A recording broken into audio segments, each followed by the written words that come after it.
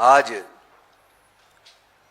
मैं राजस्थान के अंदर दलितों के ऊपर बढ़ने वाली उत्पीड़न की घटनाओं की तरफ आपका ध्यान ले जाना चाहता हूं।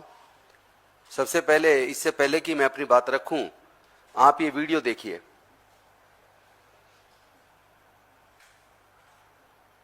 जाइए ना पे हॉस्पिटल की ओर नंबर पे कॉल किया 112 किसी प्रकार की सहायता नहीं की है। हमारे घर की हालत कर रखी है इन्होंने। सरवाड़ के एगड़ी वाले कोई भी सहायता प्रदान नहीं कर रहे। मैं बस प्रशासन देख रहा है, हमको करते काट देते।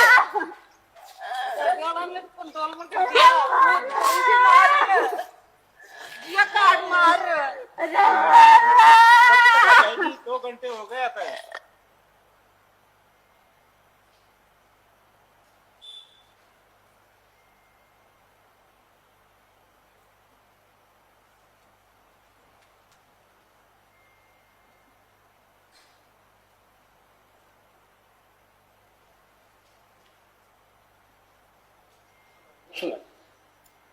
अभी तक पुलिस ने आपके बयान लिए कि नहीं लिए? ना लिया, कोई बयान ना लिया। अभी तक घर पे बयान लेने नहीं आई?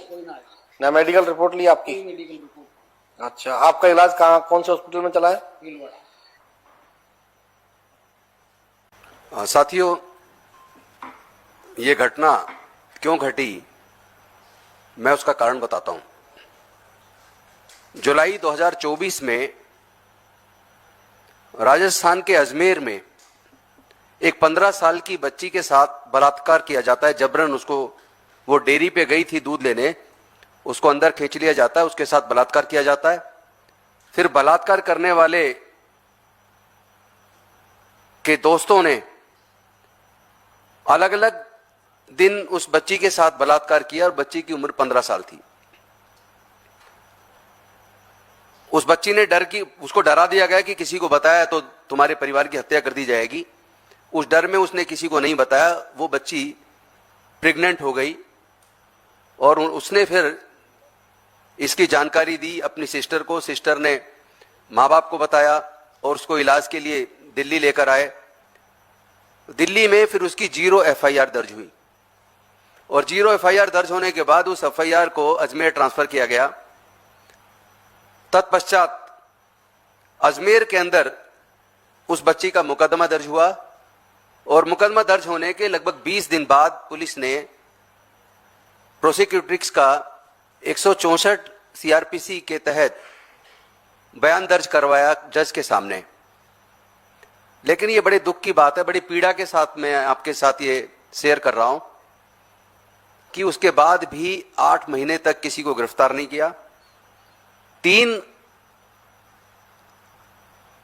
अपराधियों में से 1 को गिरफ्तार किया और 2 को बाद में थाने बुलाकर और उसके बाद 107, 151 में एक ब्रीच ऑफ पीस का एक पाबंदनामा करके उसको, उन दोनों को छोड़ दिया। जबकि जज के सामने प्रोसिक्यूट्रिक्स ने 164 के बयान में तीनों लोगों के खिलाफ बलात्कार, जबरन बलात्कार, डरा के बलात्कार करने का स्टेटमेंट जज के सामने दिया है और उसके बावजूद बाकी दोनों को पुलिस ने छोड़ दिया। और उसके बाद क्या हुआ कि जब कोर्ट में बयान देने का टाइम आया, 17 मार्च 2026 को ट्रायल के दौरान प्रोसिक्यूट्रिक्स को अपना बयान जज के सामने डिपोज कराना था। क्योंकि एक 164 का बयान जज के सामने पहले हो गया, लेकिन जब चार्जशीट दाखिल करती है पुलिस, चार्जशीट दाखिल करने के बाद चार्ज फ्रेम होता है। चार्ज फ्रेम होने के बाद फिर विटनेस एविडेंसेस शुरू होते हैं कोर्ट में, मैटर एविडेंस में लगता है। तो जब मैटर एविडेंस में लगा, संबंधित स्पेशल कोर्ट में प्रोसिक्यूट्रिक्स का बयान 17/3/2026 को होना था, लेकिन 16 मार्च 2026 को जिन लोगों ने बलात्कार किया था उन्होंने, उनके घर वालों ने मिलके उनके घर पे आकर दबाव बनाया कि तुम ये केस वापस ले लो। उस बच्ची ने और उसके घर वालों ने केस वापस लेने से मना किया तो गुंडों ने, उन दबंगों ने उनके पिताजी पर, उनके चाचा पर, उनकी चाची पर, सब पर जानलेवा हमला कुल्हाड़ियों से कर दिया और सबको मरा हुआ समझकर छोड़ के चले गए। अभी जो वीडियो आपको दिखाई है, उस वीडियो में आपने देखा होगा कि जहां उनको चादर से ढका हुआ है, वो इसलिए ढका हुआ है कि वो कटा हुआ देख के शायद आदमी ना देख पाए, इतना लहूलुहान उनको कुल्हाड़ी से काटा गया है।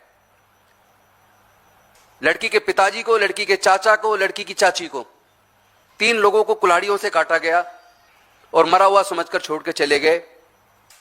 लेकिन एक घटना और घटी इस बीच, मतलब कितनी शर्म की बात है कि दबाव बनाने के लिए क्रॉस केस उन्होंने एक एफआईआर दर्ज करवा दी, झूठी एफआईआर, ताकि लड़की के मां बाप, लड़की वाले उस लड़की को समझाकर केस को विड्रॉ कर लें।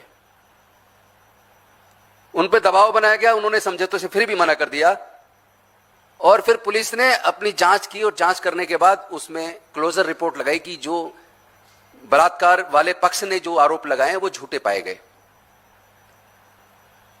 मतलब किस हद तक शोषण बढ़ा है। और मुझे दुख इस बात का है कि इस तरह की घटनाएं सबसे ज्यादा बीजेपी शासित राज्यों में हो रही हैं। पूरे देश में दलित उत्पीड़न के जो टोटल केसेस हैं उसके 76% केसेस 5 भाजपा शासित प्रदेशों में हैं, जिसमें नंबर 1 पर उत्तर प्रदेश है, नंबर 2 पर मध्य प्रदेश है, नंबर 3 पर राजस्थान है और उसके बाद बिहार और महाराष्ट्र है। तो सवाल यह है कि इन दबंगों को पुलिस और सरकार दोनों बचा रही है। बलात्कार के केस में 164 के बयान दर्ज हो जाने के बावजूद आखिर पुलिस की इतनी हिम्मत कैसे होगी कि उसने बलात्कारियों को छोड़ दिया, केवल 1 को जेल भेजा और 2 को छोड़ दिया और उस पर कोई कार्रवाई नहीं। सेक्शन 4 कहता है punishment for neglect of duties, यानी यह बोलता है उन अधिकारियों के बारे में जिन अधिकारियों को एट्रोसिटी एक्ट में मुकदमा दर्ज करने के लिए कंप्लेंट दी जाती है। कंप्लेंट देने के बाद भी अगर पुलिस के अधिकारी या डीएम या जो भी अधिकारी, उच्च अधिकारी जिनको कंप्लेंट दी जाती है कार्रवाई करने के लिए, अगर वो कार्रवाई नहीं करते हैं तो कार्रवाई ना करने पर अपनी ड्यूटी, विलफुल लॉफुल ड्यूटीज को निगलेक्ट करने का मुकदमा उन अधिकारियों के खिलाफ सेक्शन 4 में बनता है, जिनको 6 महीने से लेकर 1 साल तक की सजा हो सकती है। तो चूंकि उन्होंने बलात्कार करने वाले एक के बाद बाकी 2 को गिरफ्तार नहीं किया, एक तरीके से उनको केस से निकाल दिया, उसमें सेक्शन 4 में उन पुलिस के अधिकारियों के खिलाफ भी कंप्लेंट बनती है। जब प्रोसिक्यूटिव्स के वकील जो हमारे साथ हैं, ये लोग जब ये लोग एसपी से मिले, एसपी ने एडिशनल एसपी से पूछा तो उसने झूठी इंफॉर्मेशन दे दी जी, सबको गिरफ्तार कर लिया। तो यहां इस पे भी मुकदमा बनता है कि अगर कोई अधिकारी ऊपर के अधिकारी को झूठी इंफॉर्मेशन देता है उसके खिलाफ भी मुकदमा दर्ज होना चाहिए। उसमें भी अभी तक कोई मुकदमा दर्ज नहीं हुआ। और इसके साथ साथ सेक्शन 15A जो बेहद महत्वपूर्ण है, rights of victims and witnesses, यानी जिसके साथ एट्रोसिटी हुई है उसको प्रोटेक्शन देने की जिम्मेदारी सरकार की है, ताकि वो बिना डरे कोर्ट में जाके अपना बयान दर्ज करा पाए। अब चूंकि उसका बयान 17/3/2026 को दर्ज होना था, लेकिन उसको कोई शासन ने, पुलिस ने कोई पुलिस प्रोटेक्शन नहीं दी हुई थी और आज तक भी नहीं दी है। शर्म की बात तो यह, जहां जानलेवा हमला हुआ, 3 लोग को कुल्हाड़ियों से काट दिया, उसके बाद भी प्रोसिक्यूटिव्स को और उसके घर वालों को अभी तक भी राजस्थान की सरकार ने, अजमेर की पुलिस ने कोई पुलिस प्रोटेक्शन नहीं दिया है। तो सवाल यह कि आखिर यह माइंडसेट कब तक चलेगा और यह बीजेपी शासित राज्यों में क्यों ज्यादा है, इसका जवाब देना चाहिए। मैं आज आपके साथ इस वार्तालाप के माध्यम से राजस्थान की सरकार से निवेदन करता हूं कि एक तो प्रोसिक्यूटिव्स को, उसके घर वालों को तुरंत सुरक्षा मुहैया कराई जाए, उनको जो कॉम्पेंसेशन एक्ट के तहत मिलना चाहिए वो कॉम्पेंसेशन तुरंत दिया जाए।